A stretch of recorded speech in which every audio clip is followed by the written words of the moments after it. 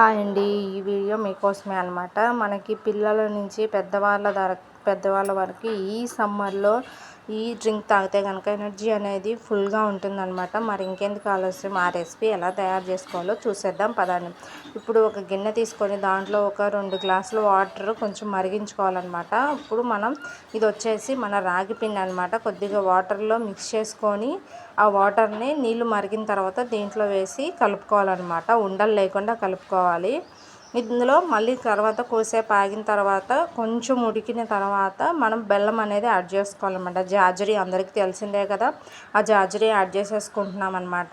తర్వాత కొద్దిగా యాలకుల పొడి మీ ఇష్టం అనమాట, టేస్ట్కి తగ్గట్టు వేసుకోవాలన్నమాట. ఇప్పుడు సబ్జా అనేది సపరేట్గా మనం నానబెట్టేసుకోవాలి. ఇప్పుడు గ్లాస్లో సబ్జా అనేది వేసుకోవాలన్నమాట. జావా రెడీ అయిపోయింది మనకి. ఈ సబ్జా వేసేసుకొని తర్వాత మనకి జావా అనేది వేసుకొని తర్వాత దానిపైన మనం ఇలా దానిమ్మ గింజలు కానీ వేసుకున్నట్టయితే పిల్లలు ఇష్టంగా తింటారన్నమాట. ఉట్టిగా జావా ఇస్తే మనకు పిల్లలు అనేది తినరు కదా, సో ఇలా చేస్తే అనమాట కంపల్సరీగా పిల్లలు అనేది ఇష్టంగా తింటారనమాట. మరి ఇంకెందుకు ఆలస్యం, మీరు కూడా ట్రై చేసి ఇది ఎట్లా వచ్చిందో నాకు కింద కామెంట్ చేయండి. Thank you for watching. Like చేయండి, షేర్ చేయండి, సబ్స్క్రైబ్ చేసుకోండి.